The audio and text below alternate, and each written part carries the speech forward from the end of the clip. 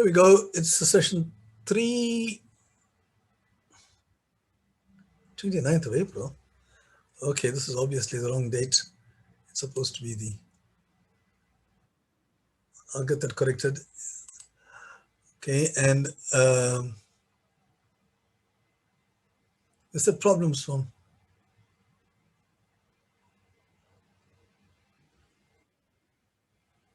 2018 round 2 paper, but there are some questions from 2019 as well. Okay, now we want to start off with this problem here. Last week, we left one problem out from 2019. And because we were coming toward the end of the session, and I told you to go over it, but during the course of the week, it occurred to me that I should really solve this problem. So let's have a look at this problem. This problem says 3 objects, A, B, and C, are weighed on a balancing scale. Okay, a balancing scale, let me tell you what that is all about. Normally they have a picture, and I couldn't draw the picture, so I'll put it into a language like this. A balancing scale is really, you've got 2, let's do this here.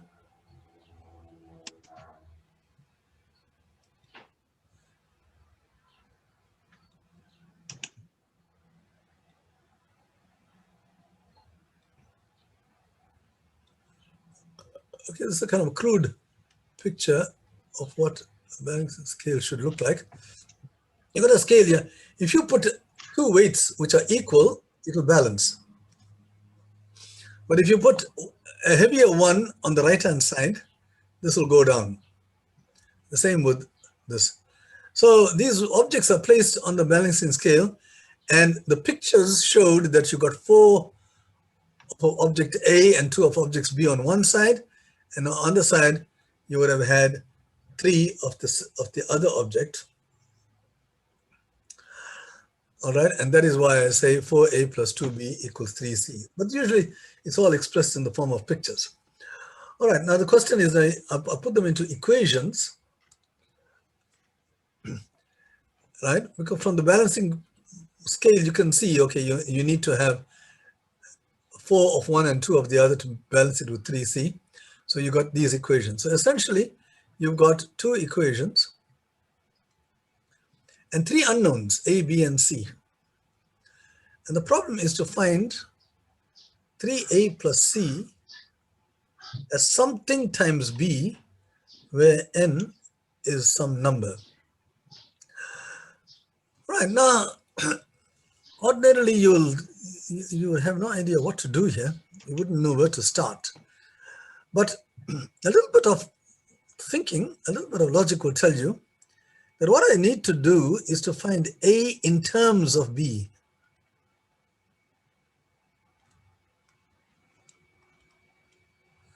See, I wrote that badly. So we want to say,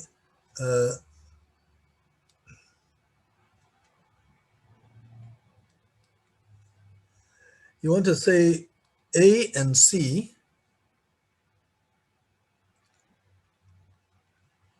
so to find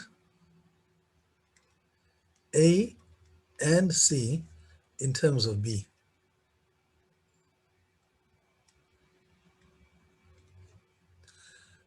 If I can do that, then I can work out 3A and add C to it, and you'll get something in terms of B, you see? So at the moment, what do I have here? I have 2 equations. Let's just put these equations down nicely. 4A plus 2B equals 3C. And I got 6A equals 2B. Let's take the 2B and put it on the other side. So I have all the A's and the B's. I'll take this 2B and put it on the other side. And now that will be equal to 2C.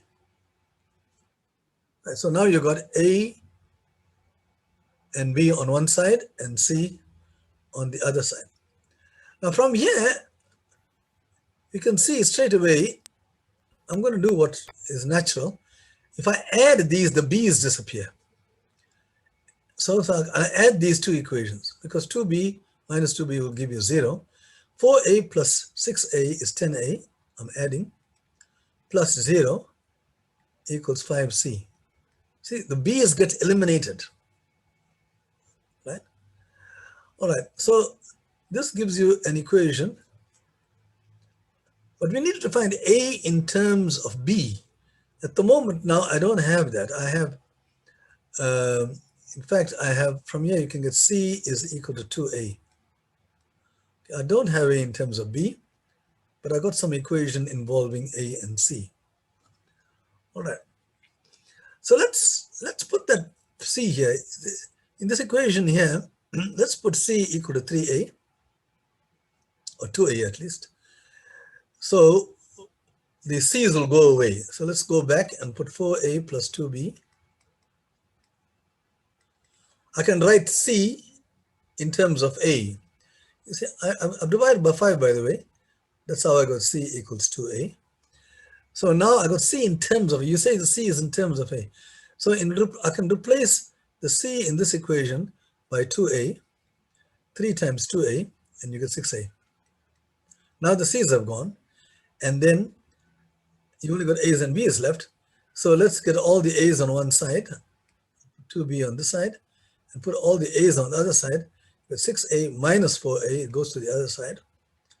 And then you got 2a equals 2b's, which means that a equal to b. So a is equal to b, and c is equal to 2a. All right, so that means that, remember, we needed to find a in terms of b, and we have it. Now we need to define c also in terms of b, but c is in terms of a, c equals 2a, and I know a equals b, so I can get c in terms of b, because c is in terms of a and a is in terms of b.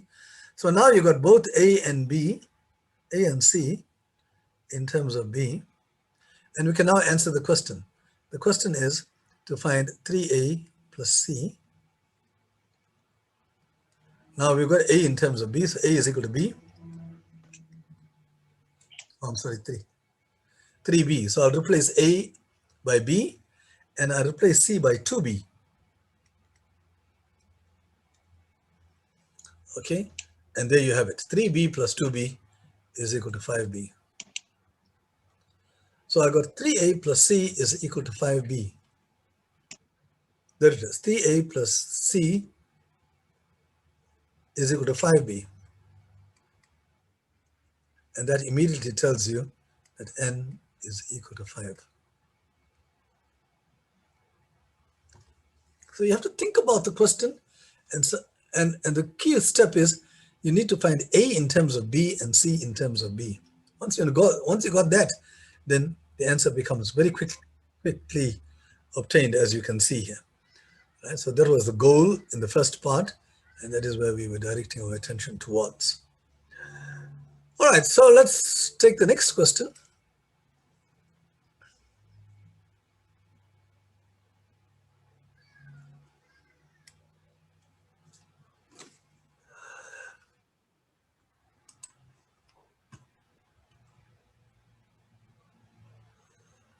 Okay, so we go to problem 6.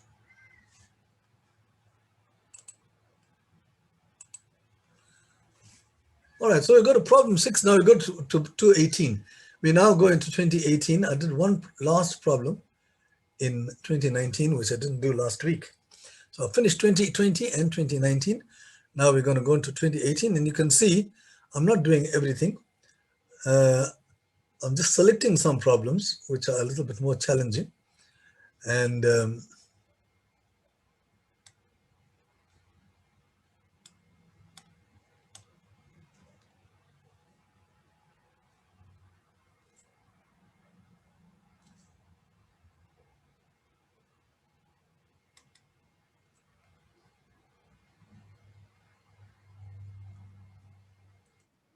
sorry, I seem to be having some problem here.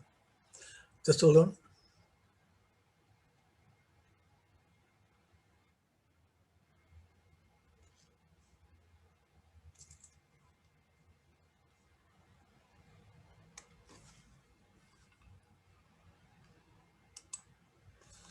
All right. Okay, I've gotten over the problem. So the next question is here.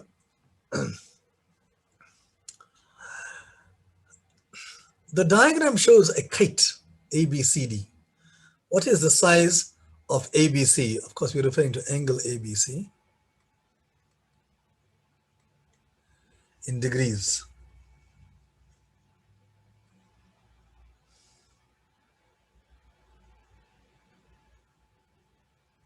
All right, so what is a kite? A kite is a quadrilateral, a four-sided figure with the adjacent sides equal.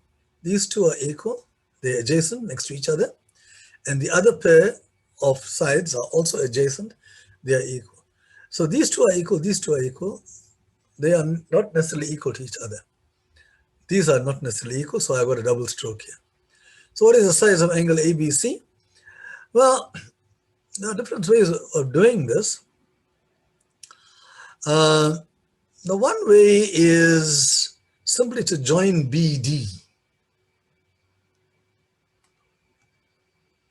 If I join the points B and D, why do I join it? Because that allows me to get two isosceles triangles. Right? And then I can calculate angles. So this angle is 70. These two angles are equal here because the sides are equal. That equals that. Therefore, this equals this. In an isosceles triangle, the angles opposite the equal sides, these are the equal sides, the angles opposite them are equal. So you've got 70 degrees. These two angles add up to 180 minus 70. I've got all the three angles add up to 180 degrees. So the other two angles add up to 180 minus 70. So each one is 55. So let's go to ABC. So I've got this piece here is 55. Right? And likewise, these two add up to 140, because this is 40. And these two are equal again. So each one must be 70. So the angle ABC that we're looking for, ABC, is just the sum of these two angles. 55 plus 70, which is 125 degrees.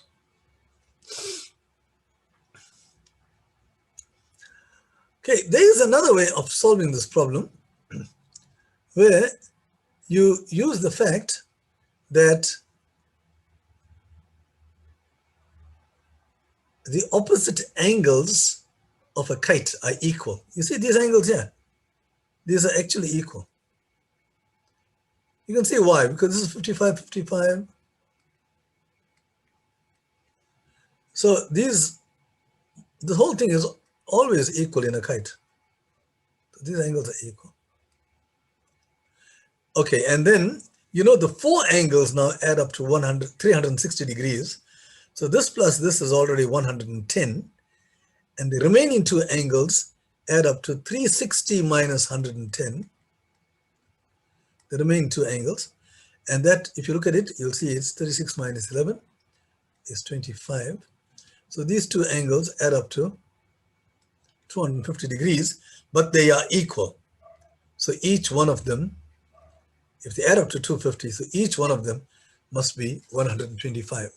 So that is the other way of doing this problem, where you add all the angles of your kite and observe that these two angles are equal. Okay, so that now takes me to the next problem, which is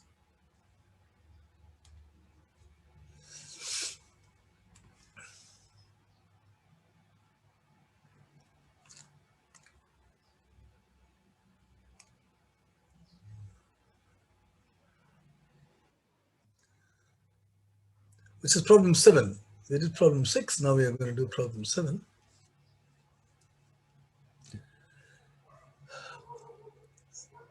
There's a picture here. Let's see what this is saying. The solid shown was made by gluing together 4 identical cubes. Okay, you can see the cubes. You got one at the back here, one in the front, and one underneath, and one on this side. And there are 4 identical cubes, which with each side length equal to 1. All right, so you know all the side lengths of this, they're all equal to 1. So the question is, what is the total surface area of the solid in square centimeters? By surface area means if you take all the area of that plus that plus that, everything around there, and there's some stuff at the back too, we can't see it. Some stuff underneath here, right? So if you take the entire surface area, what is the area of this surface area of the solid? Right, so how does one go around doing this? We have to look again at the problem and ask ourselves, how is the surface area composed? How is it made up of? Well, let's have a look at this very first one here, right in the corner. There are only 3 surfaces which are exposed here, right? So there you got 3 surfaces which are exposed. And you got 3 others. You got one here, and you got one here, and you got one here. Now all these others, how many surfaces are exposed? Well, a cube has got 6 surfaces, or 6 faces, if you like. Every cube. You got this and the one at the back, that and the one at the bottom, and this and the one on the other side. So those are the 6 faces. Now if you look at each of these, you will see only one of them is blocked out. See? That one there is blocked out, the one with this boundary. All the others are open. So in these other 3, you got 5 faces are blocked out. I mean open. And only one is blocked out. So the surface area is, you got 18, what we call faces. Right? These are all faces, 18 faces. And you want to know the total surface area of the solid. So we need to know what is the area of each face. Now each face is a square. Right? If you take this face here, but the side's length are 1, so this is 1 and that is 1. So the area is simple. It's 1 times 1, because the area of a square is 1 square centimeter. With sides 1 and 1 is 1 times 1. So each surface area is 1 square centimeter, and there are 18 such faces. So this is 18 square centimeters. Because each face, what I call face, the exposed part, is 1 square centimeter. So this is the answer. This is the surface area, total surface area of the solid in square centimeters. Okay, so let's get on to the next problem. Let me just pause here and find out whether how things are going.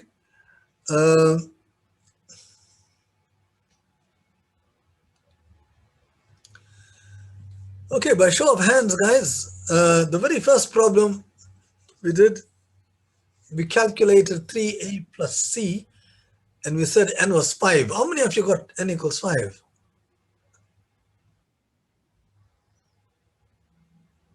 Okay, a number of you are putting your things up. Put your hands up. There is a reaction page, reaction thing at the bottom. And if you click on that, you will have a hand sign. Or you can click on the 3 dots to the right, far right of the bottom. Click on that, and again, you got reaction. So that way, we'll be able to see how many of you. Okay, I don't have a count on my screen. Let's see, some people are chatting.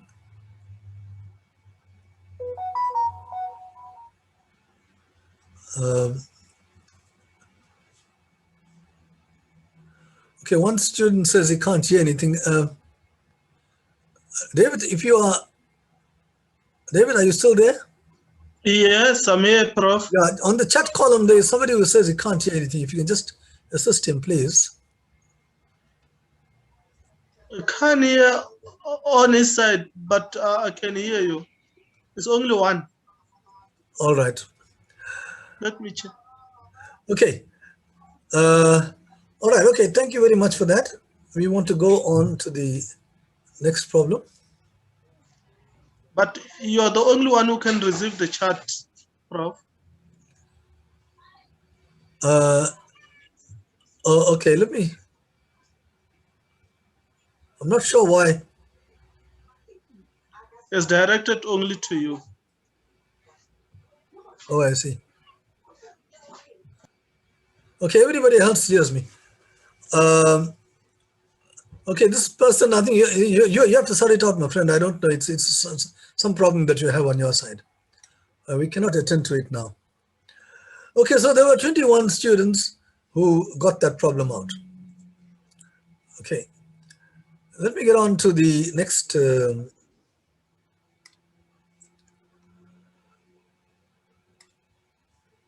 problem.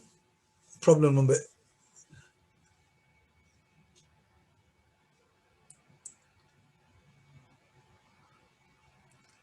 All right. Thank you very much for raising your hands. You can put your hands down now. I've got an idea as to how many people have got this. We're going now to problem 8.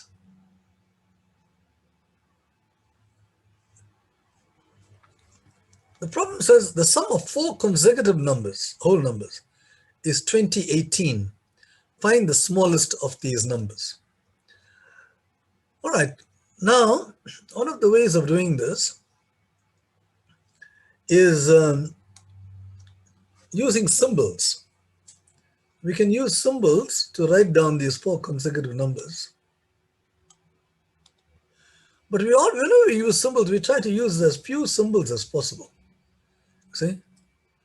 Now the smallest one, let's call that n. Let n be equal to the smallest such number.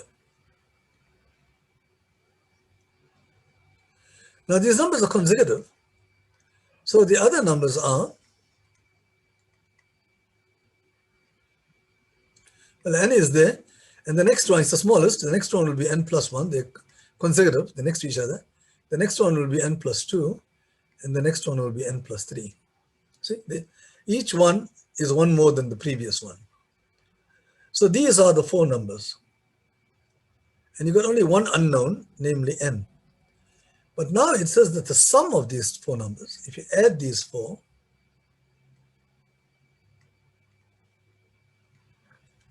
you're going to get 2018. So now we can add these 4, n plus n plus n plus n. That'll give you 4n. And 1 plus 2 plus 3 plus 6, adding, is equal to 2018. So that gives you an equation involving n, right? And always we try to find an equation, and then once you've got an equation, you can use your usual methods to solve this. Bring the 6 to the other side. From 2018, it now becomes 2012. 4 times n is equal to 2012. So n must be equal to 2012 divided by 4. Because 4 times n gives you that. And that gives you the value for n, which is 503.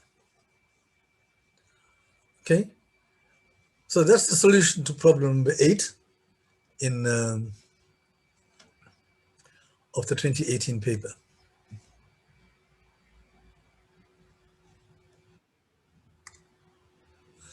All right, so let me get to problem number 9.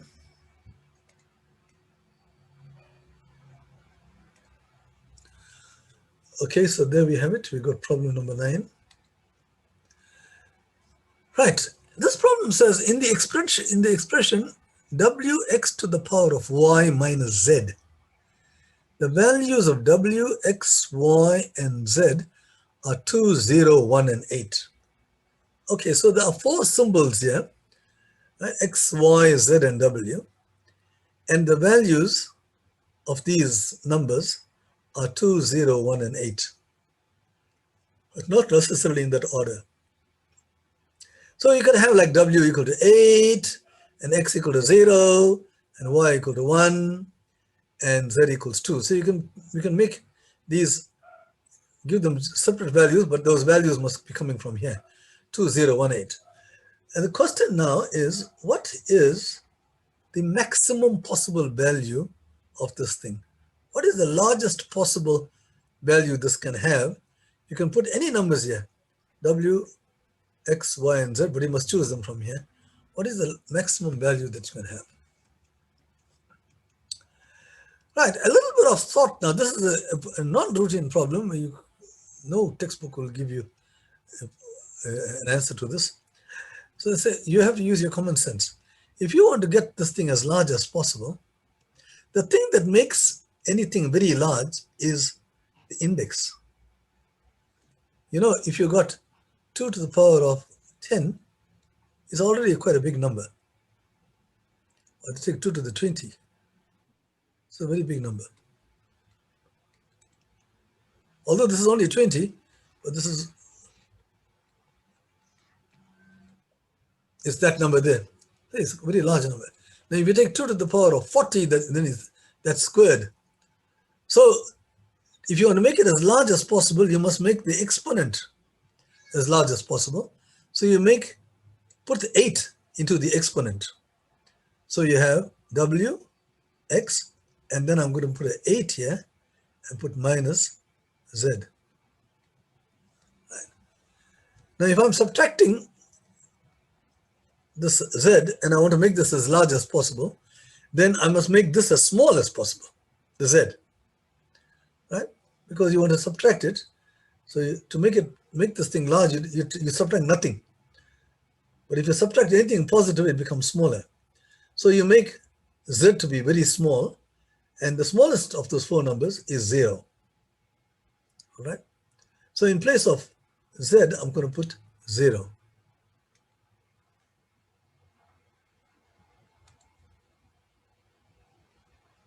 Right.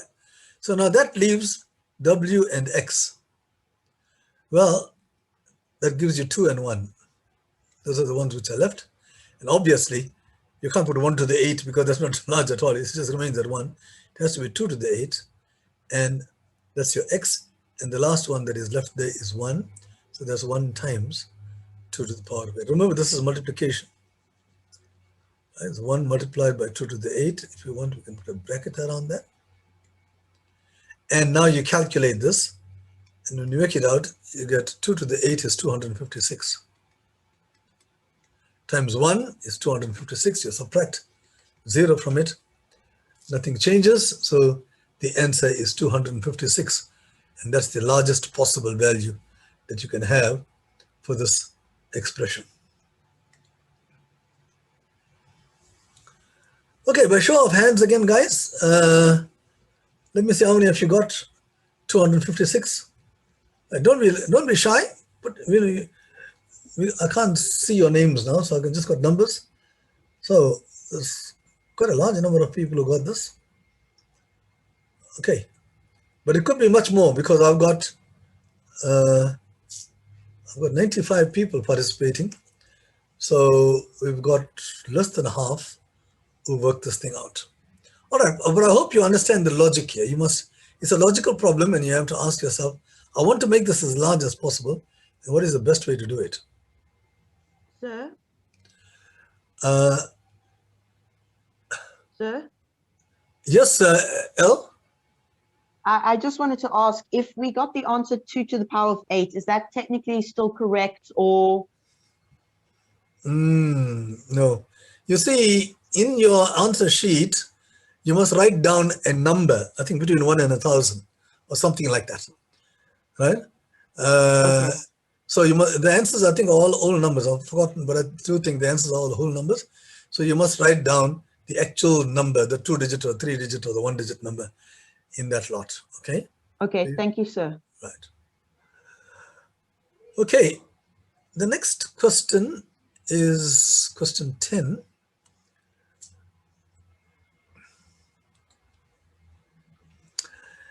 Question 10 says, Sanjeev gets the disease algebraitis. Oh, that's a terrible disease. There are some other diseases like geometritis and trigonometritis. Right? This is algebraitis. And he must take one green pill and one pink pill each day for 3 weeks. All right, so he must take a green pill and a pink pill for 3 weeks. So let's just draw these just to be a little bit fancy.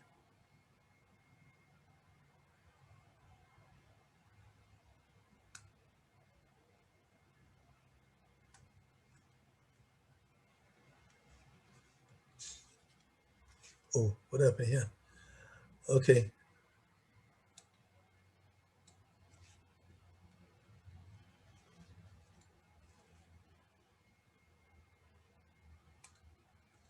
All right, let's not worry about that. So he takes a green pill. There's a green pill that costs R1 more than a pink pill. So there's a pink pill also. All right, we don't know what the price of the green, the pink pill. The pink pill, if it costs X, that's an unknown. Then the green pill costs R1 more than that. So it means that the green pill must be X plus 1. See? So we start off by saying, let the pink pill cost X rands. This is in rands. Then according to this, a green pill will cost 1 more than that. Now he's taken this every day. He takes one green and one pink for 3 weeks. So altogether, he takes 21 pills.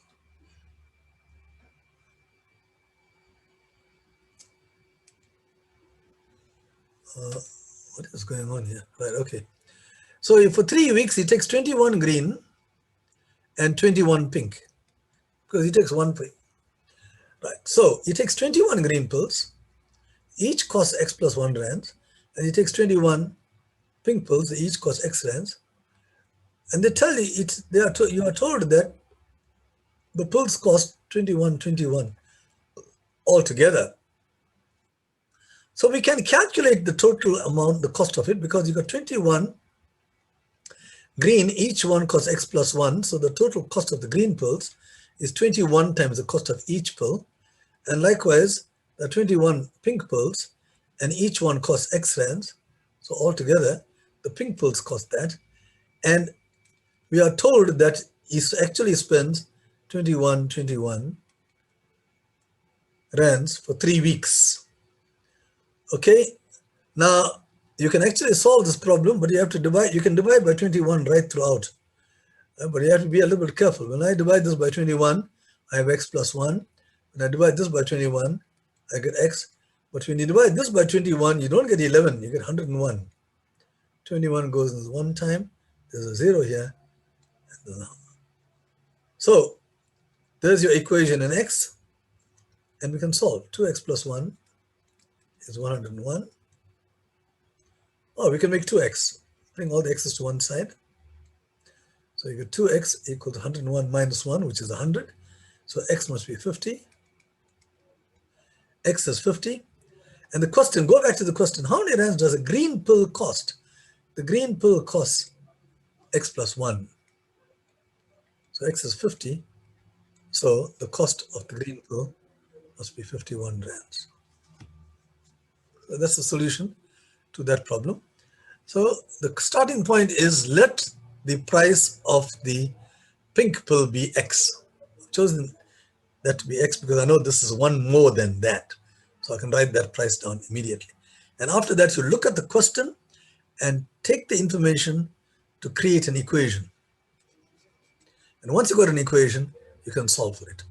See, we've seen quite a few examples like that now, where you create equations and solve for it.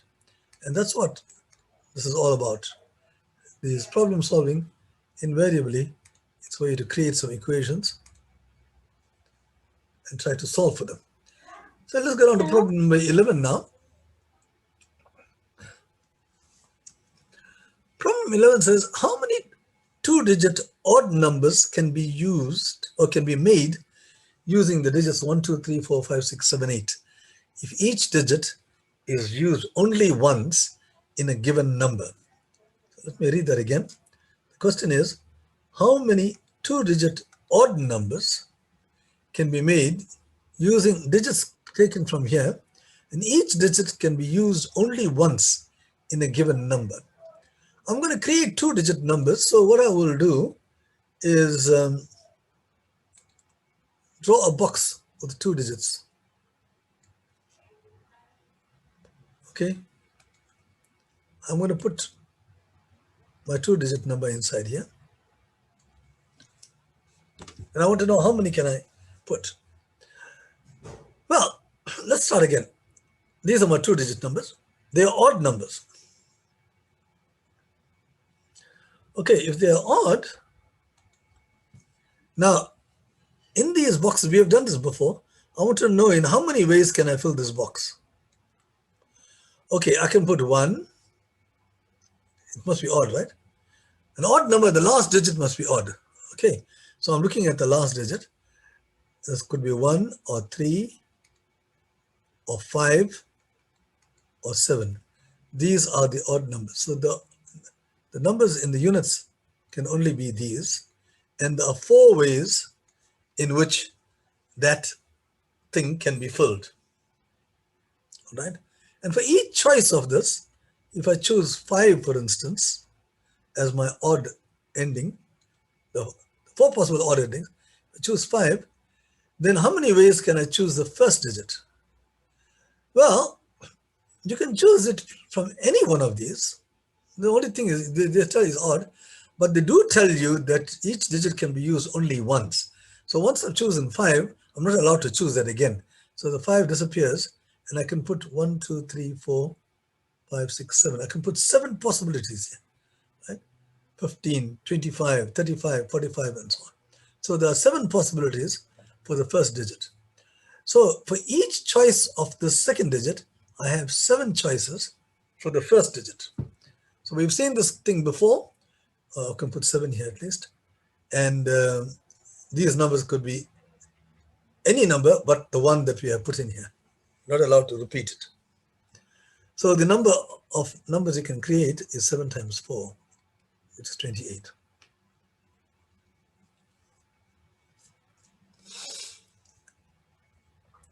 You might want to actually write down the whole 28 numbers, but that will take a little bit of time, right? To create all the possible odd numbers. You can do it because they are 2-digit numbers, all right? So it's not so difficult, but still you have to write 28 numbers and you have to write them down in some systematic way so that you don't repeat anything or you don't miss out anything. But here you don't have to do it. The argument is the odd digit can be chosen in 4 ways, and the even digit can be chosen, or the first digit can be 7 ways. So altogether, you can calculate, you can create 7 times 4 different ways. And I told you how to do it. If for 5, you got 7 numbers. For 1, you got 7 numbers. For 3, you got 7 numbers. And for 7, you got another 7 numbers. So altogether, you got 28. Okay, so let's get on to the next problem. Oh. Yes.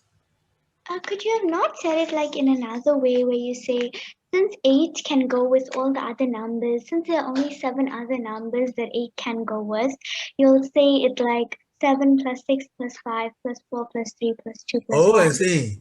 Yeah, that's very nice. All right. And there you'll come back to 28. Okay, that's quite a nice answer.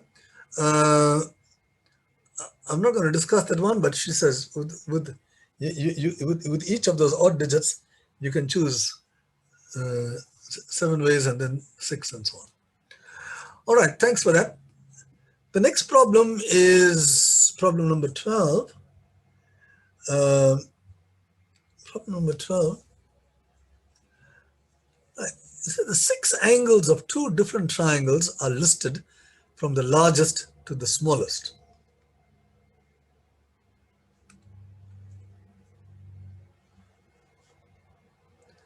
So you got two triangles and they are both different. And of course, there are 6 angles. Each triangle has got 3 angles.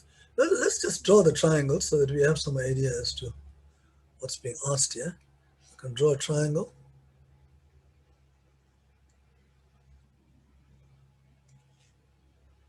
Let me make the other triangle black. I should have.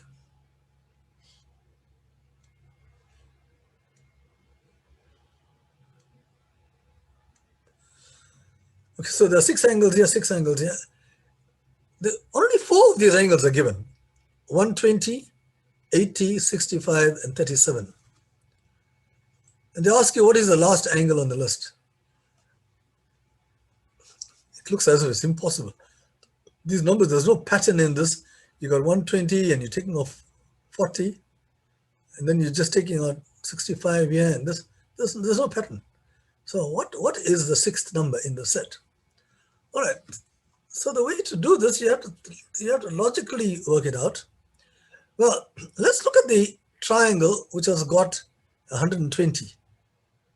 Okay, 120 is an obtuse angle. So let's just look at that triangle and see.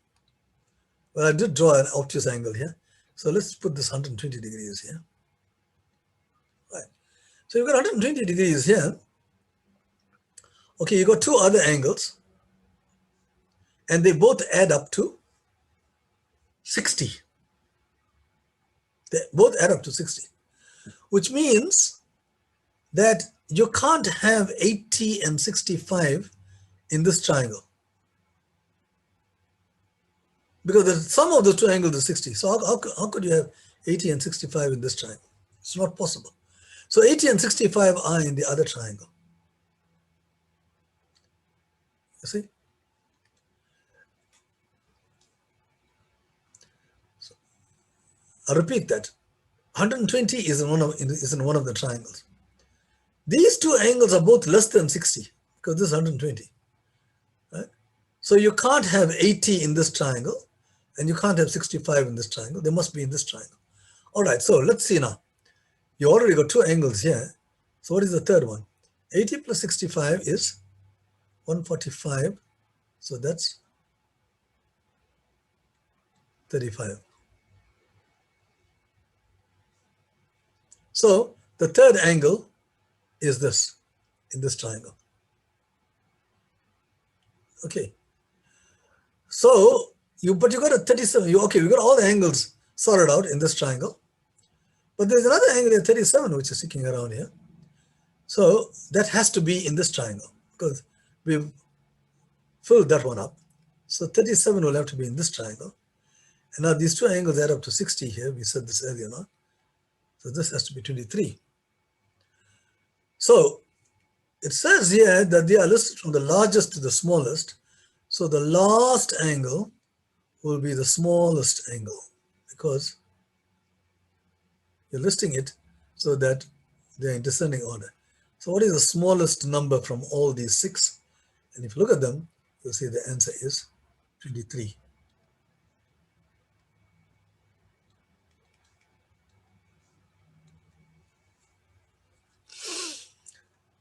Okay, so we've got some excited people here. 15 people have raised their hands.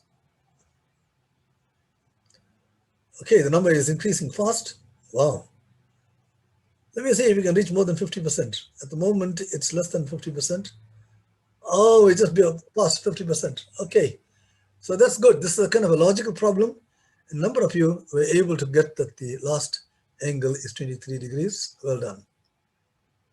My personal congratulations to you guys. So let's now get on to the next problem, which will be problem number 13. Problem number 13 is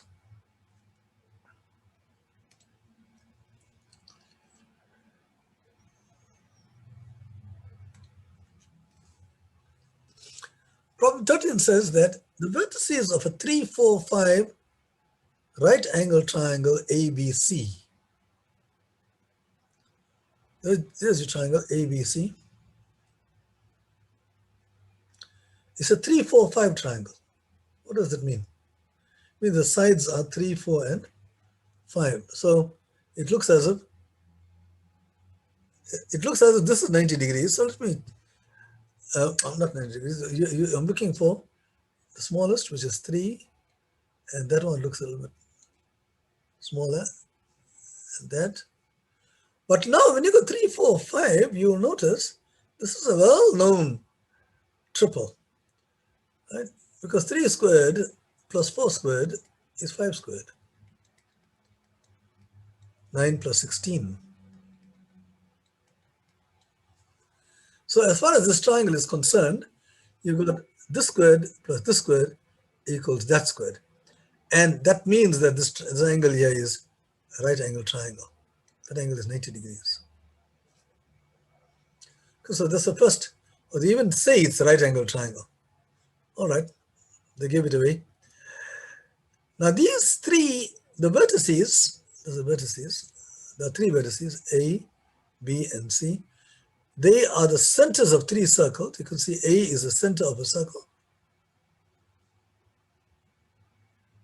and B is the center of a circle, and C is also the center circle. And they touch each other. They just touch each other. Okay, and then they say just determine the sum of the diameters of the 3 circles. The sum of the diameters of the 3 circles. Now we don't have any diameter here. We don't even have any radii.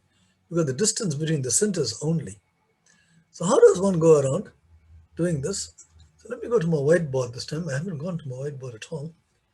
I've been doing everything on the screen.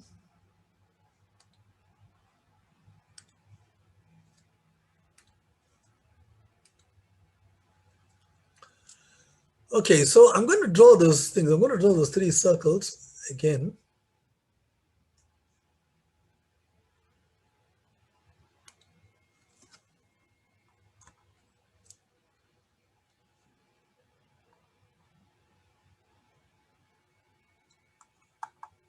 I'll draw another one.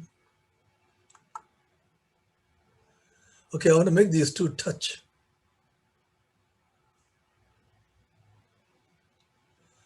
Okay, and the third one, got no guarantee I can make it a touch because this doesn't help me too much.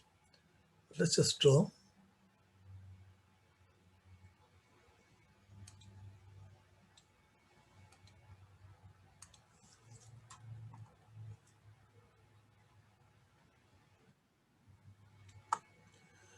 I'm gonna push it there and see what happens. Oh, how about that? I got the exact radius. There is a God. Okay, let me go back. Now the centers are not listed here, but we can put down the centers. So there is a center here. We'll call this A. And here. Okay, so there are 3 centers, and these 3 centers are joined to draw the right angle triangle. And I've got my right angle there, ready and waiting for me. So I'm going to join these, and I can kind of see that.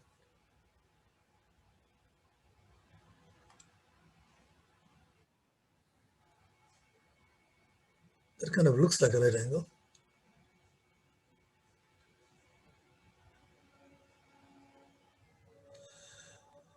Okay.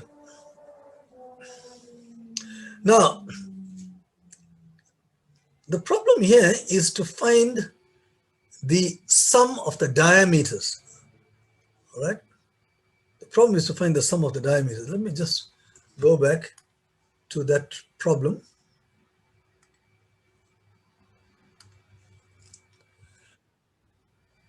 And there we said we need to find the sum of the diameters. So let's have a look at the diameters of these circles. Well, a diameter is twice the radius. So this is the radius here. No, I got radii, but I don't have any diameters. Okay, so we don't know what the diameters are. So let's give a name to the 3 radii, right? I'm going to give a name to each of the 3 radii. We'll call it ABC. And then C. So let's call this A. There's another A here. Sorry, there's an A here. From here to here, there is a radii. Now these 2 radii, again, are equal. Let's call that B. This will also be B, because they both are radii. And then here too, this will be C. Okay, so we've got the sides of the triangle. We've given symbols, 3 symbols, and we made the radii all equal, and now we got everything. And the question now is, determine the sum of the diameters. So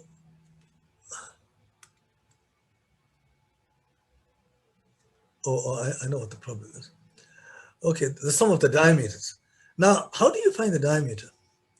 The diameter is twice the radius. So what do we really need to do? We need to calculate the sum of the diameters. So if you take the diameter of this circle, the radius is A. So the diameter for this circle is 2A. Here the radius is B. The diameter is 2B. And here the radius is C. So the diameter is 2C. And the problem is to find the sum of the diameters. So this is your problem. This will give you the answer to the question. That's the sum of the diameters. But you can see I can take 2 out.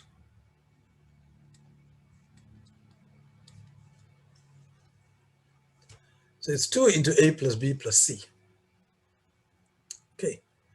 Now what do we have here? What are we given? Let me go back to the share screen, and we look at what was given. It's given here that AB is 3 centimeters.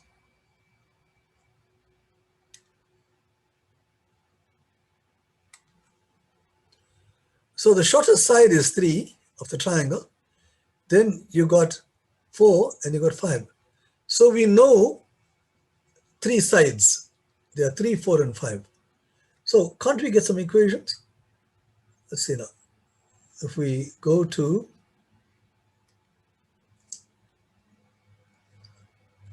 sorry, I'm navigating. Okay, let's look at that one. A plus B. It looks like the shortest side. That looks like 3. A plus C is 4. That's 90 degrees there. And B plus C is 5. So each of the sides were given. And we can calculate each of these sides in terms of A, B, and C. So those 3 facts can be given in the form of equations. And remember, we need to calculate A plus B plus C. So it looks as if we need to add up all these quantities here on both sides. Right, so let's add everything here. I get A plus A, which is 2A. Get B plus B, 2B. And you got C plus C, which is 2C. If you add the left-hand side, you get that. When you add these, you get 12. Oh, how about that? We already got 2A plus 2B plus 2C. That's what we needed to calculate. So the answer is 12. We didn't have to calculate A plus B plus C. We needed to calculate 2A plus 2B plus 2C, and we were already there. So the answer to this question is 12, right? So let's see the hand raises. Oh, already we've got 16 people who raise their hands. So many people are doing quite well. I think a large number of you will get into round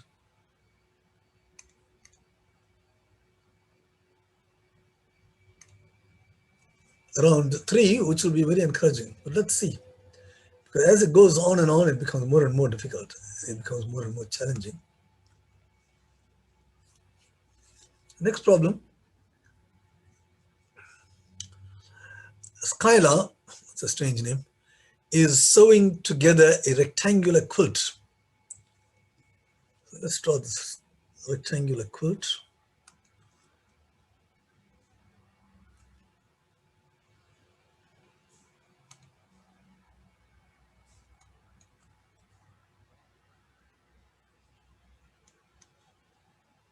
Sorry, sir. Yes, Pooja. You're still sharing the whiteboard. Oh, thank you for that. Thank you. All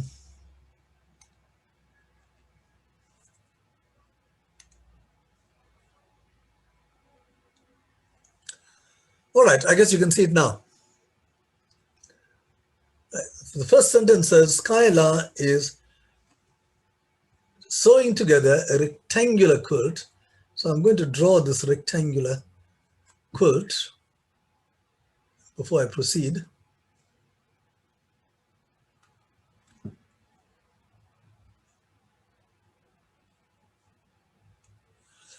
The quilt is 1.5 meters long and 1.2 meters wide. So you got 1.5 meters. It's also given as some centimeters are given here. So let's convert everything to centimeters so we don't have any issues. So 1.5 meters is 150 centimeters. 1 meter is 100. And here 1.2 meters wide, so that will be 120, right? And it is made from square pieces of fabric, each measuring 15 centimeters by 15 centimeters. So this is made up of small units, 15 by 15. So if you saw the first line, let's see how many 15s go into that. 15 goes into 150 10 times. So there will be 10.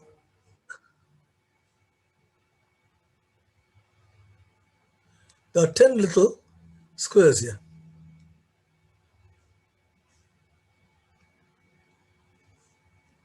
I'm not going to draw the whole 10, but we know that there are 10 of them.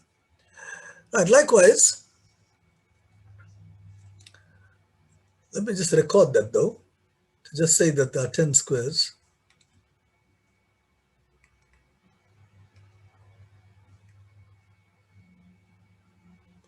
Ten squares along the length, and then along the breadth, you got 120, and each one is 15 here. So this is 15 here. So how many 15s are there in 120? It turns out that there are 8 squares along this. So you got these various, I'm not going to actually measure it, but this quilt is made up like this.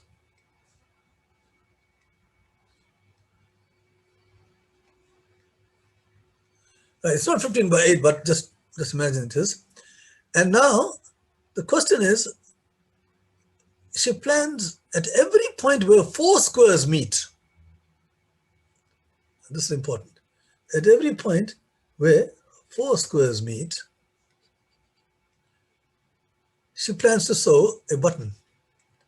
Right, now here, you don't have 4 squares meeting, but you have 4 squares meeting at all these spots.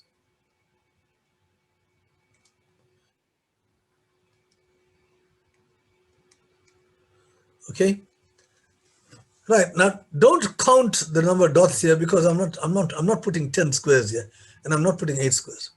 So just to get an idea as to what we are doing, so you got, these are the places where 4 squares meet, and all the stuff inside. Right, now the question is, how many buttons will she need? So you need to know how many buttons are there along the horizontal and how many buttons are there along the vertical. You got 10 squares. It might look as if you got 10 buttons, but just watch. If I'm counting the number of buttons, For this square here, I will count this button here. For this square, I'll count this button. For this square, I can count the bottom right-hand button. But when I come to the last one here, I don't count anything here, right? Because you need to count. There's nothing here on the right-hand side. So therefore, the number of inside buttons is actually 10 minus 1. So there are 9 this way. And this way, again, the same kind of a story, right? If you start counting the buttons here, you got 1 in the bottom right, another one in the bottom right, another one in the bottom right, and so on. But there's nothing in the last one in the bottom right. So we had 8 squares down here. There will be just 7 dots. So you got 9 dots this way and you got 7 dots this way. And therefore, altogether, how many dots have you got? Those are your buttons. There will be 63 dots altogether, which is the same as saying there are 63 buttons. I've drawn the buttons as dots here. All right, so that's the answer to this question. It's a tough question. People might say it's 10 times 8, right? But you have to be careful. You must read the question and say where 4 squares meet. You can't just take buttons and put them anywhere you feel like. Okay, so I see the hands are going up vigorously. And happily we got at least, that's a fairly good number. David? Prof? Yeah, David, I see we reached our maximum for 100. Eh? Oh, it's still on 100, but okay. I don't know whether there are any people standing outside. Will you just check? But No, on my site it doesn't tell me because I'm in as a learner or visitor. Oh, I see. All right. Yes. Okay. But I think if anybody came in, they would have come in quite late. Because we... Yeah, it's already 5 o'clock. Yeah. Okay. Okay. So that takes care of problem 14, and I see 32 people have raised their hands. Well done, guys. Well done. Okay. If there are any questions, as I normally do, at 6 o'clock, I'll be available to answer questions when we finish. And you can ask your questions then. In the meantime, you can just jot down your questions on a piece of paper. So when the time comes, you can ask me the questions. All right. So let's just get on to the next question.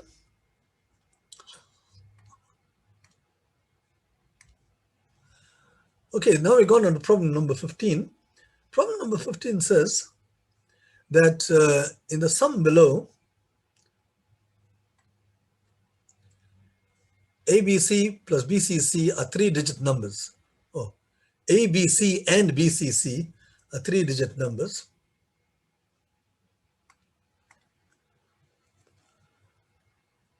All right. What is the digit A? Okay, now this is not difficult at all. You see, if you look on the right-hand side here, you got C plus C ends in C. You try to figure out what digit goes in here, which number added to itself ends in the same number. The only number will have to be 0. Right? C will have to be 0. But you got another C here.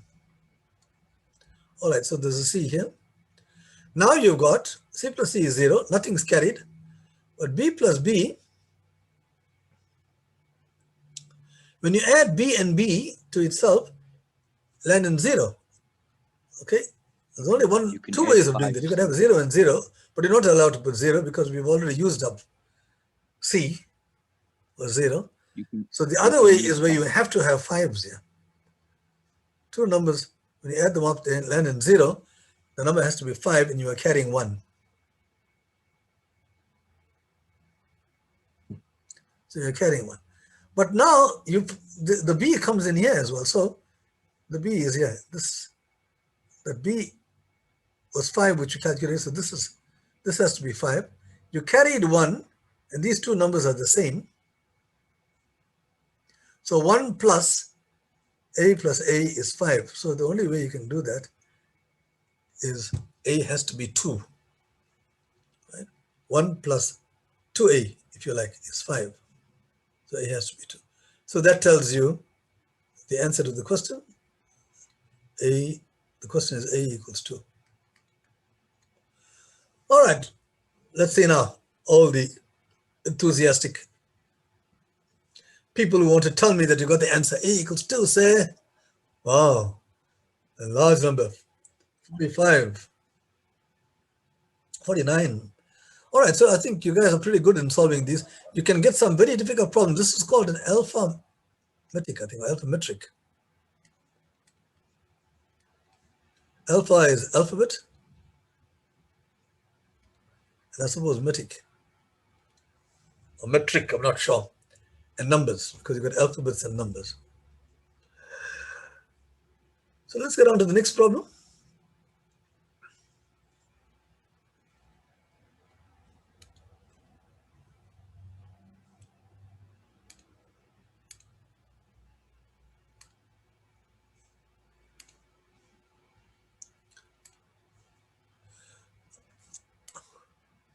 Okay, we're going to go on to problem 16 now. Problem 16 of 2018. What does this problem say? It tells you that the average of U and V, these are two numbers. They say the average of U and V is 200. The average of X, Y, and Z is 150. What is the average of U, V, X, Y, and Z? All five numbers. Again, this is a tough question. Most people will say, well, the average here is 200. The average here is 150. If you add these two up,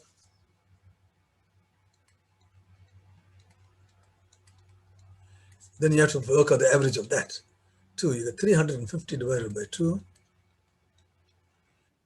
and that is 175. A lot of people will say the answer is 175.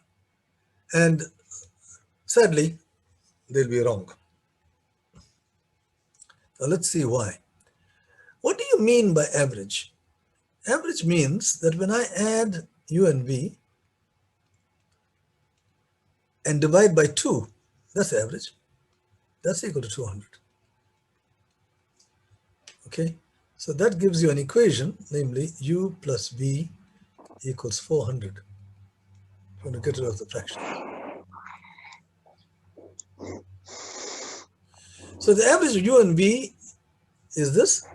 So to find the average, you add them and divide by how many you've got. The same thing with X, Y, and Z. There are 3 numbers there.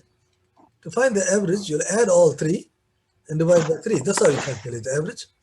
And this time, the average is given as 150. So that gives you another equation. Always remember, this is how you calculate the average. A useful thing is the average times the number of numbers or objects is equal to the sum. You see, the sum is equal to the average times the number. The same thing here. Makhotso, will you please take your mic off? Makhotso.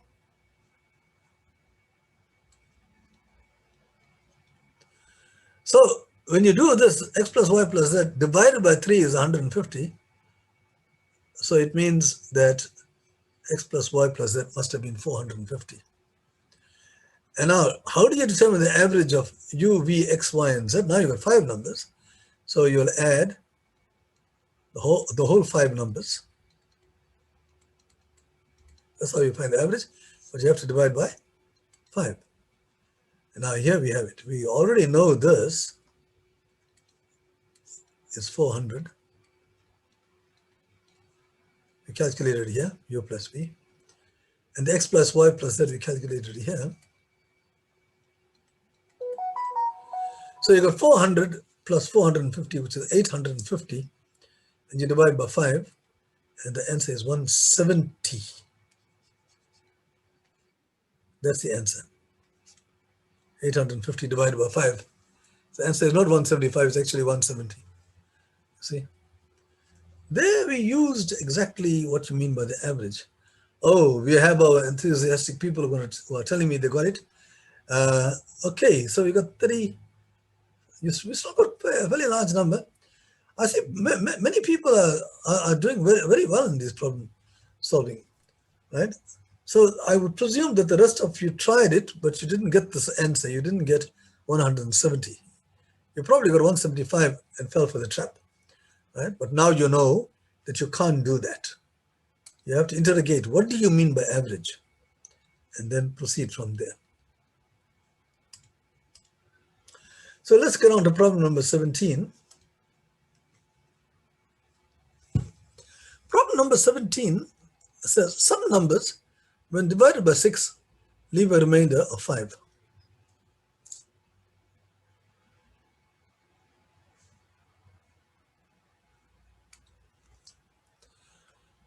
Okay, so rather vague. We don't know which numbers. But when you divide by 6, leave a remainder of 5. Maybe we can list them down. We can say which numbers leave a remainder of 5 when divided by 6. Well, certainly 5 when you divide by 6 goes 0 times. Right? And the remainder is 5. The next one will have to be 11. When you divide by 6, the remainder is 5.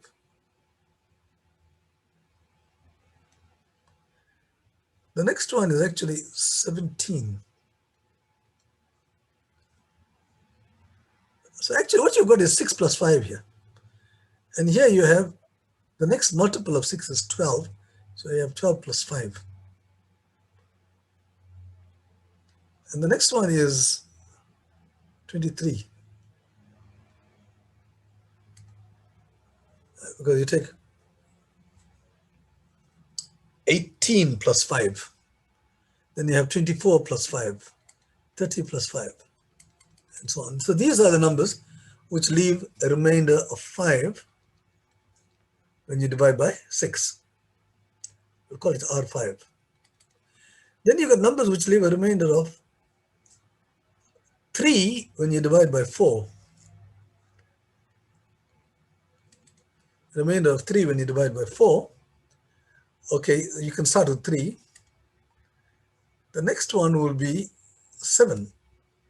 When you divide by 4, you get a remainder of 3. So that's 4 plus 3. The next one will be 8 plus 3. 12 plus 3. 16 plus 3. Or otherwise, you can just keep adding 4s. So there are a number of numbers which leave you a remainder of 3 when you divide it by 4. But we're looking for a number which has both the properties. So far you can't see any such number which has both the properties. But let's try the last one. When it's divided by 3,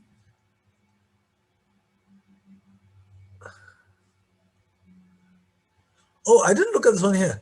When it's divided by 5, the remainder is 4. So we also have, I'm going to put this down, 4, and you keep adding 5s now. You can see what the pattern is.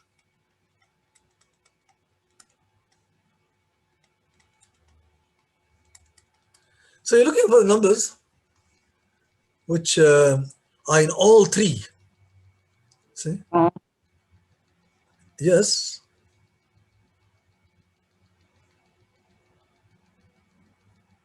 Okay, if you have a question, please ask it at the end of the class. Okay, so you want a number which has all 3 properties, and you want the smallest such number. Okay, maybe you'll see there's no number in all 3. You got 29, for instance, is in 2, but it's not in the third one. And you can keep going until you see the first number which occurs in all 3. All right? But there's the large amount of work to be done there. Right, that's the one way of doing it. And if you try it, you will see the answer is 59. That's the first number. See, 29, 25, 29, 35, 39, 45, 49, and so on. And then 55, 59. So 59 is here. And then when you divide that by 4, you will see the remainder is 3 for 59. And when you divide by 3, you will see the remainder is 2. I'm sorry, when you divide by 5, the remainder is 4. Now, we can do this another way, in a very interesting way. You see that the remainder is 1 less 6, remainder is 5. 1 less than what you're dividing by.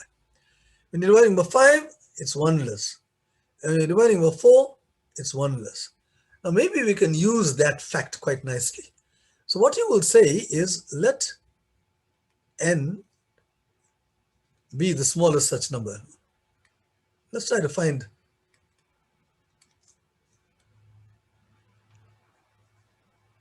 So we need to find n.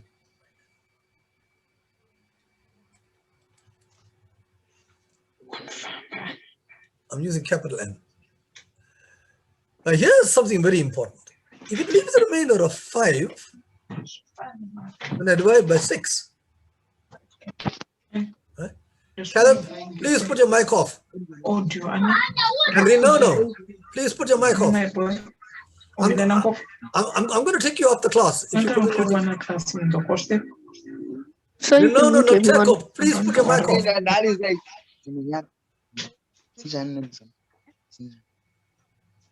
So I'm going to, if I see this coming up, I'm going to take you off the class list. Caleb. Boom. What's up?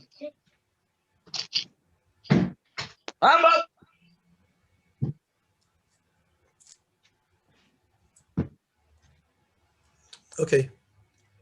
I was saying that because the remainder is 5, we're looking for the smallest number. When I add 1 to it, now watch, n plus 1, let's have a look at that. The remainder is 5, right? If I add 1 to it, it will be a multiple of 6. So 6 will be a factor of n plus 1. Now likewise, when I divide by 5, the remainder is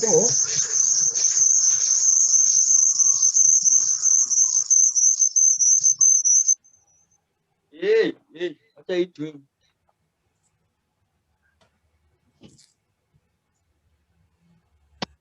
When I add 1 to that, then this is a factor.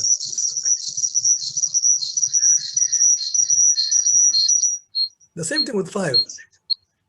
5 is a factor of n plus 1 because the remainder is 4 here. When I add 1 to it, it will have to be a multiple of 5. And the same thing with 4. When I add 1 to it, it will become a multiple of 4. See? When it's divided by 4, the remainder is 3. So when I add 1 to it, it's a multiple of 4. So n plus 1 has got an interesting property. It's a multiple of 4, 5, and 6. And we're looking for the smallest such number. So in other words, you're looking for the smallest common multiple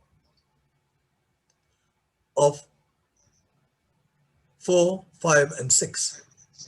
Right? The smallest number which all 3 go into, when you try it out, you'll see 4 and 5 will have to be 20, but you need to have 6 to go into there as well. So it'll be 60. The smallest number that all 3 go into is 60. So if that is n plus 1, then n is 59. So Yes. So got 2 devices next to each other. It's making a horrible noise whenever someone's talking. Can you mute everyone, please? Yeah, I have muted everybody. So there's someone who isn't muted. It says here, Renono something. Yeah, this guy is.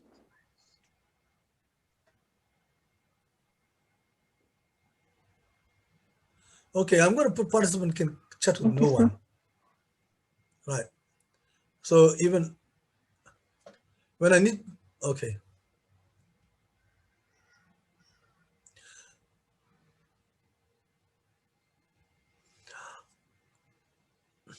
Okay, can you all hear me?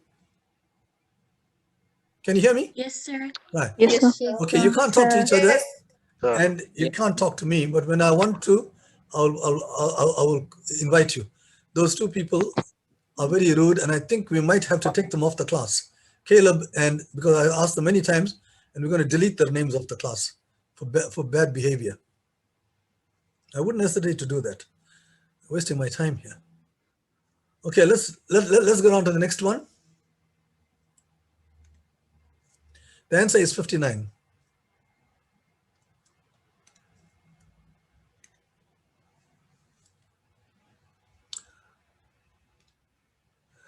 Okay, the next problem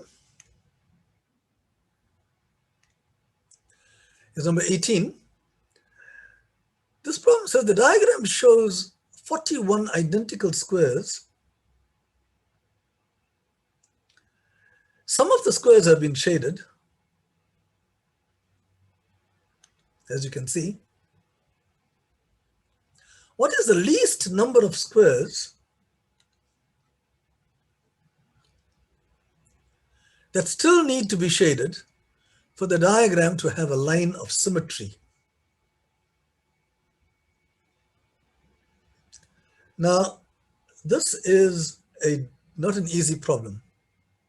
I should warn you.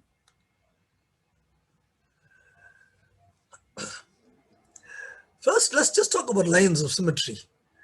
What are the lines of symmetry? In other words, which lines have the property that if you use those lines as a mirror, one part reflects across to the other side. They're identical on both sides of the line, right?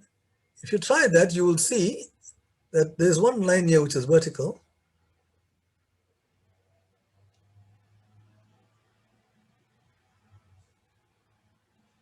That line there, that's a line of symmetry. But I have to put it right through the middle of this middle line. Then it will be totally symmetrical, right? And if you take that particular line and you say, what is the, let alone least, what is the number of squares that need to be shaded for the diagram to have a line of symmetry? All right, here, which squares do I have to shade in order to make this a line of symmetry? So that's the question. You notice this 1 and 1, if you take these two, this is already symmetrical, right? Can you see? Here, I will need to put, for this, I need to shade this one here. And for this, I have to shade this one. Okay, now these two parts, this line is symmetrical line for that. Now let's go down here. This one, I have to shade this one for this line to be a line of symmetry. And here, okay, we don't need to shade anything. They both are there, but here I still need to put one on this side. So now if I shade these 4 squares,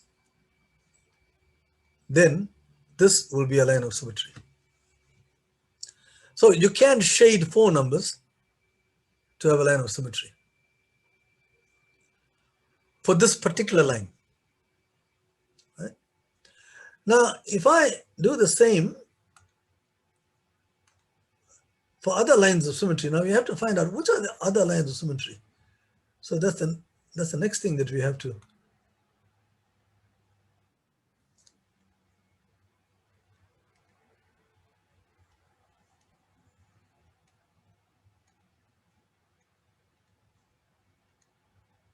There are other lines of symmetry. I'm going to draw the lines now. I've drawn one. There's one horizontal one.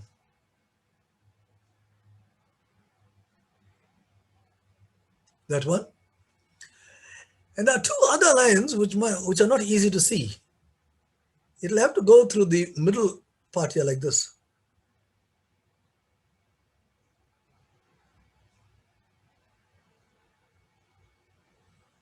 Like that. And there's another one this side.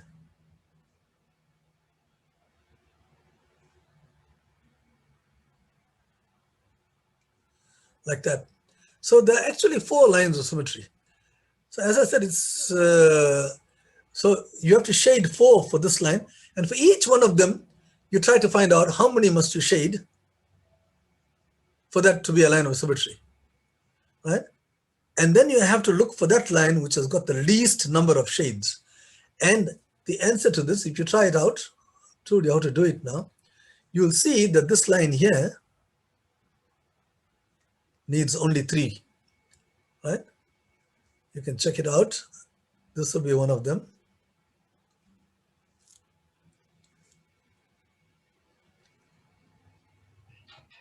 I'm talking about this line here. This will be another line.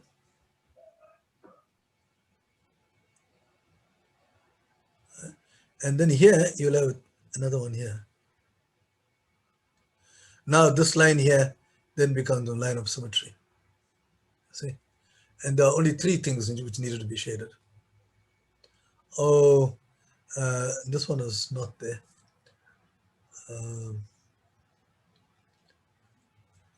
This was not included. Right. So the answer is 3. Because the other lines, the 4 lines altogether are lines of symmetry. The other lines have got numbers which are bigger than 3. This one will give you the least number of squares. Okay, so let's get on to the next problem. The answer is 3. Anybody? Oh, there are 17 people who raise their hands. That's very good. There are 17 people who decided that you have to shade 3 squares to get a line of symmetry. Oh, actually more than that, 28. Well done. I'm very pleased with you guys. Well, I find these problems quite difficult, but you are just wading through it.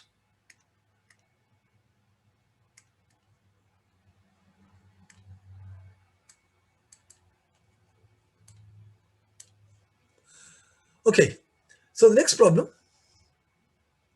number 19.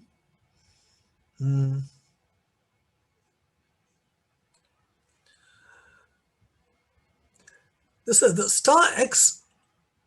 Let star x be the sum of the digits of the positive number x. Okay, now this is a rule here, and you might get put off very badly by this thing here. You wonder what the heck is going on here. But understand, this is a rule. You got a bracket, you got an x, and it tells you you can use a certain rule on x to create something else. Now in this case here it says star x is the sum of the digits of the positive number x. So when you go to x and you add the digits, then star x is equal to that sum. Like we have some examples here. Star 8 is 8 because when you add the digits here, it's 8. But here when you add the digits 123, 1 plus 2 plus 3, star of 123 is 6. So like that, it's easy to see what the star of any number is. All you do is to add up the digits. Now, they say for how many different 2-digit numbers x is, now you got the rather complicated thing, the star of x. So there's a double star going on here. Right? So what's happening here? You work out the star of x, that is a certain number, and then you work out the star of that number, and the answer is 3. So let's just do some examples to see how this thing is created. Suppose I take star, a double star of, and take some nice number, say 989. Right. What's this equal to? Well, leave the outside star and work out what is star of 989, the stuff inside. Well, there you simply add the numbers. 9 plus 8 plus 9 gives you 26. So this part here is 26. I've got a bracket here, I've got a bracket here, there's your bracket, put a 26, close bracket, and now you got star of 26. And there you know the answer is 2 plus 6 is 8. So the double star of 989 is 8. So here the question is, the double star of some number is 3, right? How many such numbers are there? But they're asking for 2-digit numbers, right? Not asking for any number of digits. Okay. So now that's quite useful, because if it's a 2-digit number, x is a 2-digit number,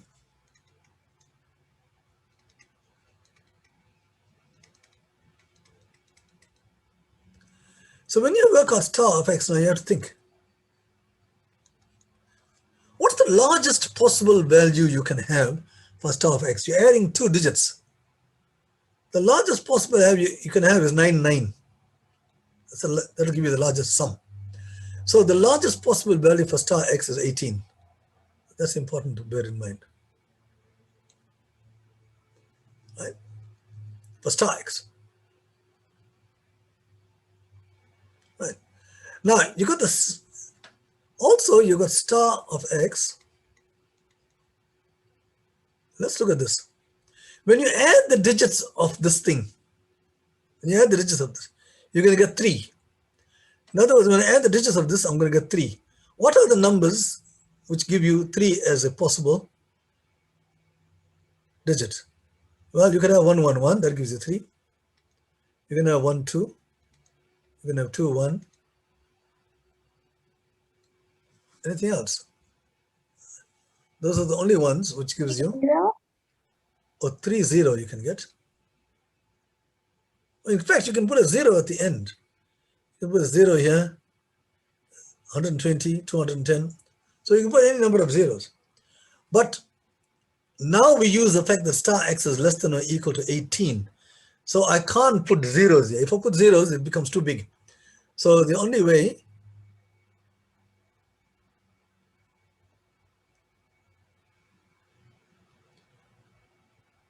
the star x can't be this,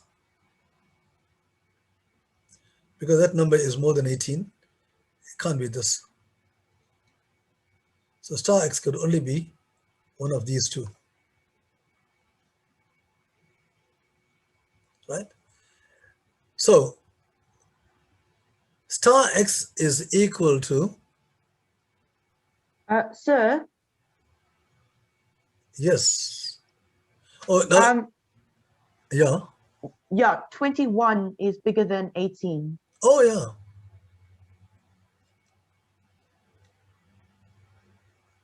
Okay.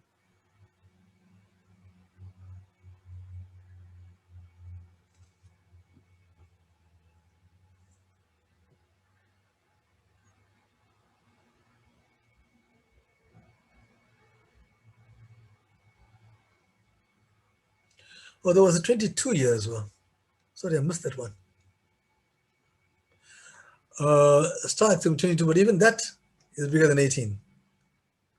So all the numbers are greater than 18 except 12. Sir,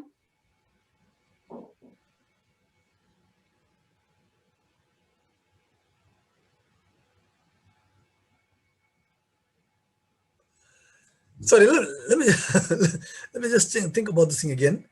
The sum of the digits of the positive number, star x will be certainly less than 18, right?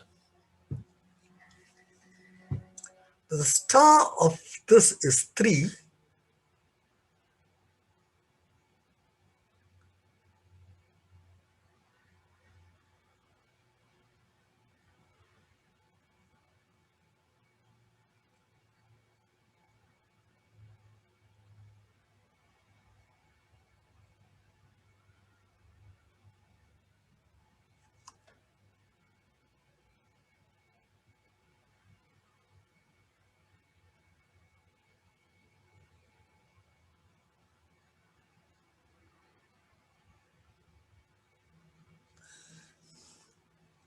I'm sorry, let me just see what I did. I seem to have forgotten. There's something strange going on here. I'm not reading this thing properly. The double star is equal to 3. That means when I add the digits of star x, I'm going to get the digits of star x. I'm going to get 3. So star x could be, which kind of digits give you 3? 1, 2, 2, 1, 1, 1, 1, 3, 0. These are the ones which give you 3 as a sum. And then But they did say that it has to be a 2-digit number, so that means even the value wouldn't be greater. Sorry, just say that again, please. No, so what I said was, since they said that it has to be a two-digit number, Yes. so even the value of star X wouldn't be 111 or 120, since that would also end up as a three-digit number. Yeah. So, excuse me, sir. So the answer is star X will have to be 12. Excuse me, sir. Yeah. So couldn't star X, star X could be anything under 30, so because all the digits, if you have 31 and you add them together, you get 4, sir. So anything under 30 could be star X, sir. So technically 12, 21, and 30 could be what star X is equal to. So 3 digits. Oh, I see. Yeah, but we said star X must be at most 18. The X is a two-digit number. And it's a sum of the two-digit number. It cannot be more than 18. I can't have star X equal to 30 because that's more than 18. Okay, let's just take 12. Okay, let's take 12. Which numbers add up, two-digit numbers add up to 12? Okay, the answer is 3 plus 9.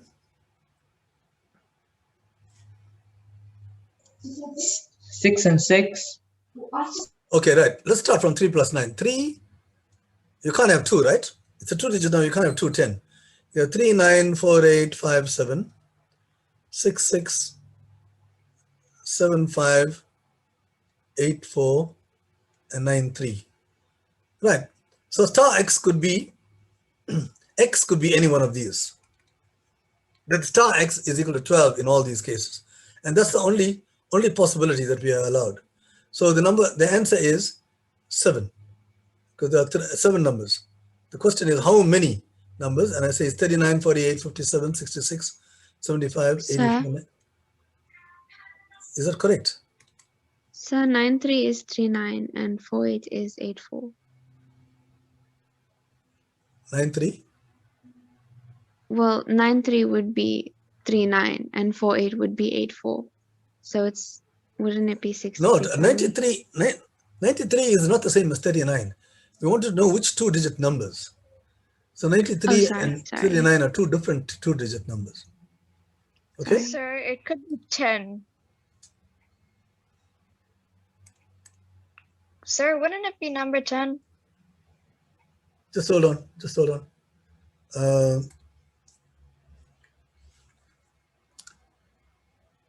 Star X could have been 3. Star X could have been 3 itself. I put 30, but I didn't put 3. I should have had 3 as well as 30, right? So that was my error. Star X could have been 3 or it could be 12. But in the case of star X equal to 3, right? Can you see the screen? So I just took these and there were 7 of them. That's fine. But I must involve star X equal to 3 as well. I missed that one out and that was a problem. In which case the numbers will have to be, X could be either 12, 21 or 30, right? So there are three possibilities here, right? When star X is equal to 3 and you got 7 here. So altogether there are 10 possible values of X. All right, look, if you want to talk about this, we can talk about it after 6, but we need to go on. I knew there was a problem here. I only had 12, but and I should have taken 3 as well, but we've sorted it out. So there are no further issues regarding this question. I took too long over it. Let's just go to the next one, so we try to finish as many as possible. All right, now in this case here, the diagram shows 2 overlapping circles.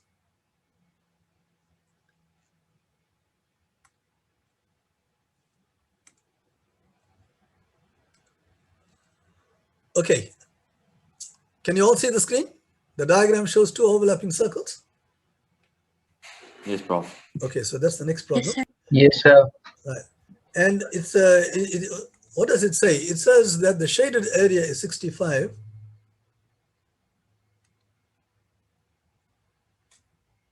the whole thing is 65, while the overlapping area is 15. This is the overlapping area here. So the area of this is 15, and the shaded area, the entire area, is 65. So if we call this X, this part of the shaded thing, all three of them add up to 65. So I've got an X here, so I need to get rid of the X. You put a minus X there to get rid of it. But for 15, I have to put 50. So when you add up these three things, you can see you're going to get 65, right? So it now says, so I got an unknown here because I didn't know what this was. The ratio of the area of circle A to circle B is 3:2, right? So circle A, what is the area there? It's 65 minus X. And circle B is 15 plus X.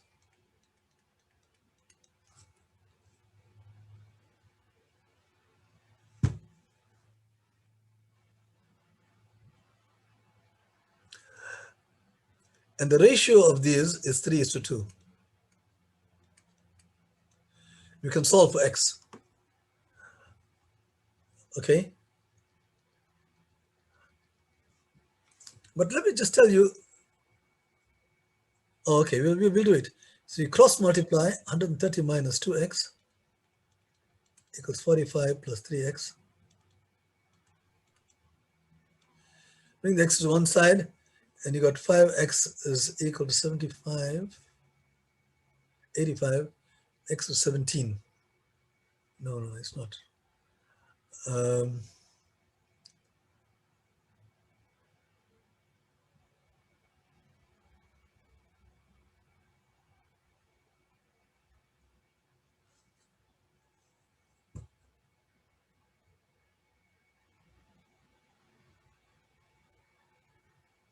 So the ratio of area A is 65 minus x over 15 plus x is 3/2.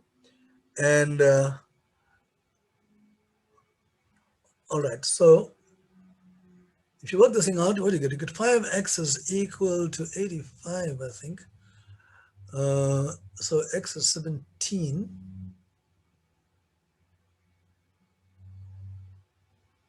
That doesn't give you 3:2. Oh, this is crazy. But anyway, look, let me just come back to that. You see, these are overlapping circles.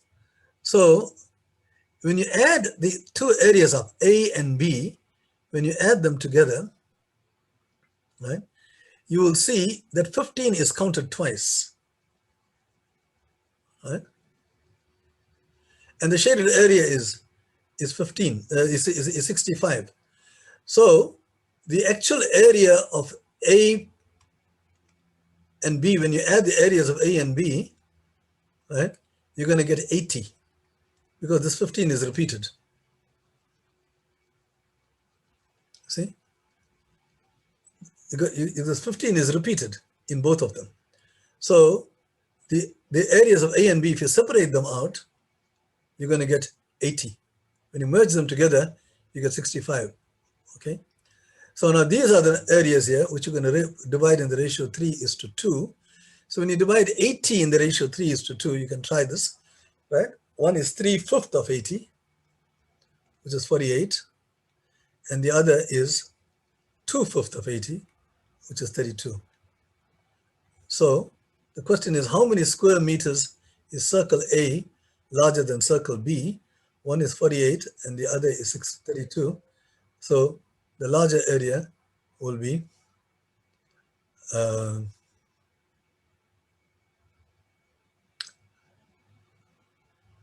16 more than the smaller area. This is the question. How many square meters is A larger than B? And the answer is 16.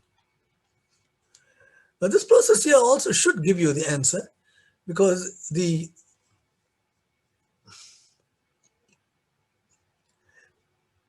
if the overlapping part is 15, you see the shaded area is 65. So I made a mistake here. These, if I call this X, so this is 15 plus X, so you would have to have 15 minus X. Oh, this is 50, this is, so the area is 65 minus X over 15 plus X. And that's going to be 3:2. I don't know what the error is, but it's some stupid calculation error here, which I can't see. But you can try it out and see what happens, because you're supposed to have actually X should have been, no, that's right, X is 17. X is 17. 5X is equal to, there's nothing wrong with this. 5X is equal to 85 and X is 17.